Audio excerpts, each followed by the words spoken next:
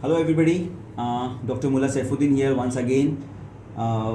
જેમ આપણે સગલાને કાલથી ખબર જ છે કે મુફદ્દલ મોલા મોહર્રમાતથી છૂટવાના લીએ એક મુહિમ શરૂ કીધી છે અને મને યાદ છે 1438માં ફર્સ્ટ ટાઈમ જ્યારે મેં આ મુહિમ સાથે જોઈન થયો હતો હાઉ કે જ્યારે મોલા વાઝમાં ફરમાયું મોહર્રમાતથી છૂટવાનો એક તરીકો બતાવ્યો મોલા શહેદ તનાવુલ કરવાનું અને since I was associated with શહેદ તો मौलामा अरज करी अने तिवारे जहाँ मैं काम करतो तो वहाँ से एक प्रोडक्ट घना वर्षनो रिसर्च प्रोडक्ट एक स्टार्ट करूँ थूँ डी एडिक्टो करीने तो तिवार से मारो आ सफ़र शुरू थयो तो मोहर्रमातना de addiction drive see right so I am just sharing few understanding what I have acquired in last so many years of research and specially on this tobacco e cigarettes and chewing gums and nicotine, right?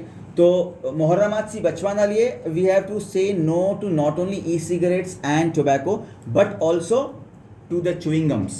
तो there are lot of facts now, of course internet पर ઘણું બધું આવી ગયું હશે and you must have seen so many things आप लोगों ઘણું જોઈ લીધું હશે but જે few points જે શાયદ आप लोगों ના જોયા હોય या ઘણા લોકો જોયા બી હશે તો I want to reiterate once again. What is that? Number one કે મેં ખાલી થોડા points jot down કર્યા છે because of shortage of time I could not make some proper slides and all.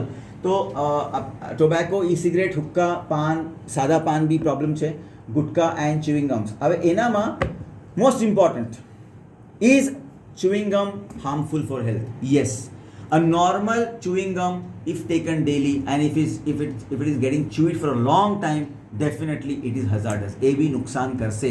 આજે સવારે જામનગરમાં બચ્ચાઓ સાથે એક ઇન્ટરેક્શન થયું તો બચ્ચાઓથી પૂછ્યું કે બચ્ચાઓ ચ્યુઇંગમ ખાઓ છો અને સૌથી મોટો બલૂન કોણ ફૂલાવે છે તો બચ્ચાઓ હસી ખુશી સગલા હાથ રેસ કરા અને ઓલમોસ્ટ પૂરી ક્લાસમાં ફરજંદો હાથ રેસ કરા પછી એ લોકોને પૂછું કે कितनी देर तक ચ્યુઇંગમ ચબાવો છો તો कुछ लोगों 1 કલાક 2 કલાક कुछ लोगों તો આખો દિવસ જમતા બી હોય જમણનો ટાઈમ થાય તો એક સાઈડમાં ચ્યુઇંગમ ફસાવી લે અને બીજા સાઈડથી નિવાલો ચબાવે જમણનો तो this is how chewing gums are being used तो च्यूइंग गम भी ना यूज करવું જોઈએ because the process of chewing gum જ્યારે વધારે mastication is the act of chewing આપણે ફૂડ ચબાવે જમન ચબાવે that is okay because that generates saliva and that generates an enzyme called as peroxidase જે આપણે helpful હોય છે right for lot of things but over chewing of chewing gum especially is bad. Why? Because chewing gum itself contains a problem that is a carcinogen. Carcinogen is a substance which causes cancer.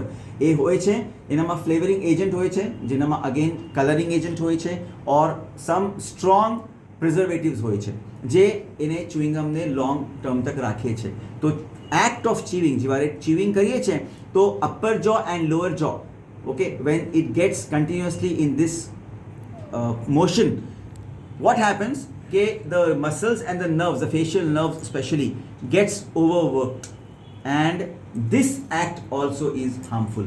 અને પછી normal chewing gum से शुरू થઈને ઘણા લોકો હમણાં they tell that હમે મોહર્રમાતથી દૂર થવાના लिए નિકોટિન chewing gum નો ઇસ્તેમાલ કરી રહ્યા છે તો my dear friends મને એક વાત આપ લોકોથી કહેવી છે કે આ નિકોટિન chewing gum જો છે એ બી હાર્મફુલ છે અને એ બી બરાબર નથી શું કામ કેમ કે ટોબેકોથી તો એક one of the ingredient of tobacco is nicotine એ આવી રહ્યું છે રાઈટ મોસ્ટ ઇમ્પોર્ટન્ટ ઇન્ગ્રેડિયન્ટ લેકિન નિકોટિન ચ્યુઇંગમમાં તો ડાયરેક્ટલી નિકોટિન તમે લીવરને આપી રહ્યા છો એન્ડ લંગ્સને આપી રહ્યા છો so that is definitely not going to solve the purpose of de-addiction.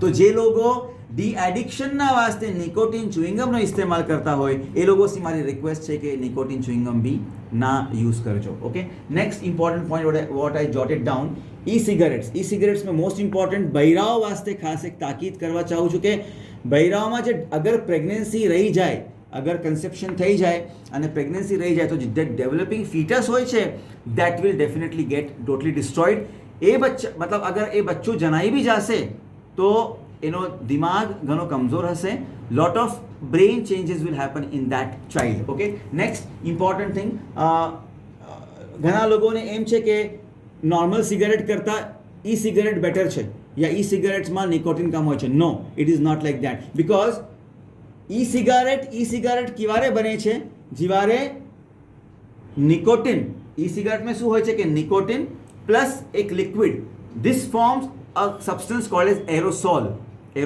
Okay, this contains a little quantity of alcohol. So you are not only taking nicotine, you are also taking alcohol. आप शराब भी તમે સાથે સાથે લઈ રહ્યા છો, because as you can see in this slide, can you just bring the video here, e-cigarette aerosol જો યુઝ કરે છે, જે બ્રીથ હોય છે ડિવાઇસમાં, તો what happens, volatile organic compounds, nicotine, ultrafine particles તમારા લંગ્સના જો એર સેક્સ છે, એલ્વિયોલે છે, એનામાં જાય છે, and that is cancer causing chemicals, and that releases heavy metal such as nickel, tin and lead. And પછી ફ્લેવરિંગ જો હોય છે એનામાં એ હોય છે diacetyl, a chemical link to serious lung disease. So definitely nicotine સી તો લંગ ડેમેજ થવાનું છે, that is very much proven. Okay, and now most important next thing, the organs which will get adverse effects on the organs will be right from the mouth to the lungs, to the liver, to the blood, to the kidney, to the skin, to the brain, and finally the DNA will be damaged.